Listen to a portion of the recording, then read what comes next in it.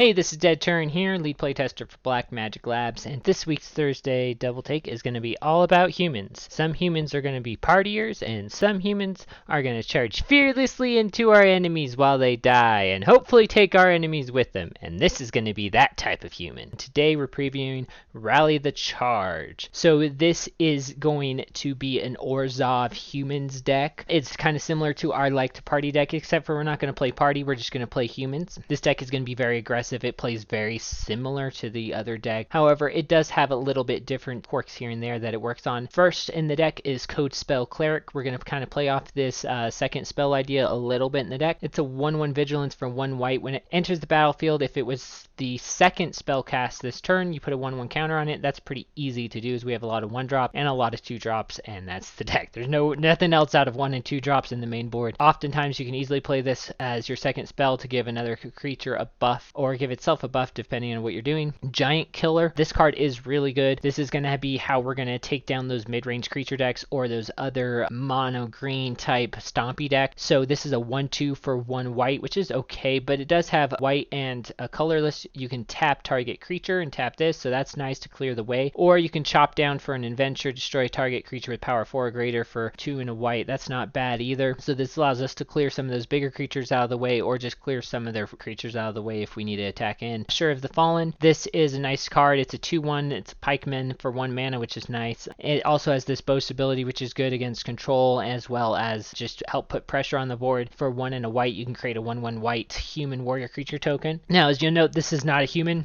We also are playing this Clarion Spirit, which we'll get to in a second, that is also not human. When we play Rally the Ranks, we can choose human or spirit. These spirit cards were just too good to not include in this deck, and they really help push the aggro-ness of this deck and the go wide strategy a little bit. Blood Chieftain's Thirst. This is a black with a kicker of a 2 and a black, so you can destroy target creature or planeswalker with converted mana cost 2 or less. This helps us clear the way for early game. Or if you kick it, you can destroy any creature or planeswalker, so this helps us later just to destroy the bigger stuff, as well as get some of those planeswalkers out of the way. So this predominantly is going to just clear the way for us, or deal with stuff we can't handle. Clarion Spirit. This is another one of those second spell cards. Whenever you cast your second spell each turn, create a 1/1 white spirit creature token with flying. It's a 2/2. A 2/2 for 2, a bear is not bad, but the fact that if you play a second spell on your turn, you can get a 1/1 flyer is really nice, and it's also a spirit, so these cards here are going to make spirits, and you might choose Rally the Ranks to be a spirit, you might choose it to be human. Rally the Ranks, it's 1 and a white for an enchantment, and when it enters battlefield, you choose a creature type. Creatures of the chosen type get +1/+1. So this is essentially Glorious Anthem for 1 less white, except for you just have to choose a creature type. Either in our deck, it's pretty straightforward. It's either human or spirit, and generally it's going to be human. Sometimes it will be spirit if we've built a lot with the Clarion Spirit, or we have a lot of the Fallen and the Clarion Spirit out. Then yeah, it'll be spirit, but most of the time it's human. It's really nice buff to our team.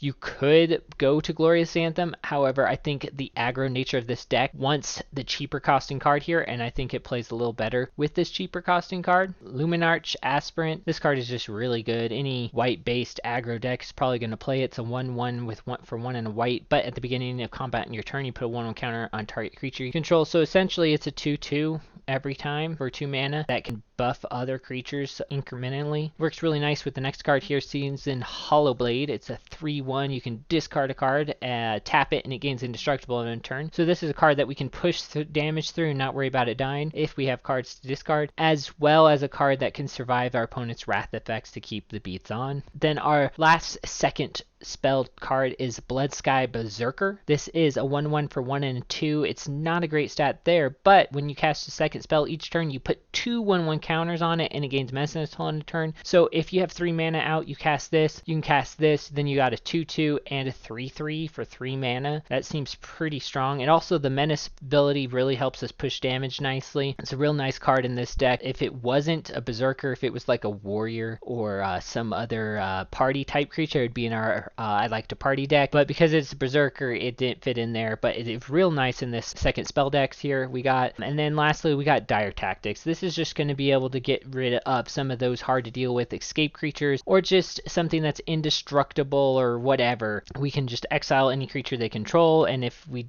don't control a human will lose life to its toughness, but since all the deck except for these two cards here are humans, we're probably going to control a human. Worst case scenario, we don't, we'll lose some life, but that's generally okay as we're going to be the one pushing damage, not the one receiving it. This deck plays well. It does well against mono red, does well against some of these other aggro decks. I think the party deck's a little bit stronger. However, this deck can have some surprise power with some of these second draw abilities. They're kind of equal. So unlike the other deck, we are going to play Castle Ardenvale for our control matchups.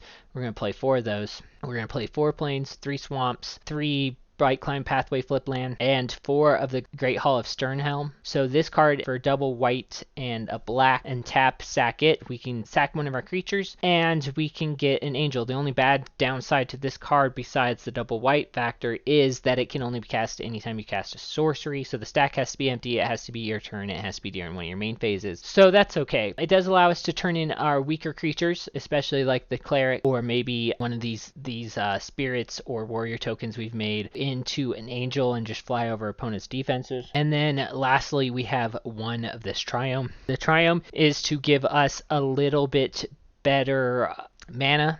We don't need double of any color except for white if we're using this land, but outside of this land in the main board we don't need double, and actually anywhere we don't need double, including the sideboard. So this gives us a little extra, and because it is a plains, it does interact with Ardenvale and it can be cycled. This is just purely to get a little bit better mana, and then it is a cycle land if we don't need a land late game. We are playing 20 lands, so we are running very low on lands. I don't think any more than 20 is necessary. I think you could even play 18 if you wanted. We are playing 20 just because this is a second spell based deck, so we want to be able to have 3-4 lands so that we can play multiple spells a turn, and that's why we are playing 20, but you could play less if you wanted. Then in the sideboard we have fight as one. This is really nice. We do have spirits and humans, so we can give our spirit and our human indestructible and +1/+1 till end of turn. Agonizing Remorse for the ultimatum decks as well as control, just to strip cards out of their hand so we can put the beats on. This generally will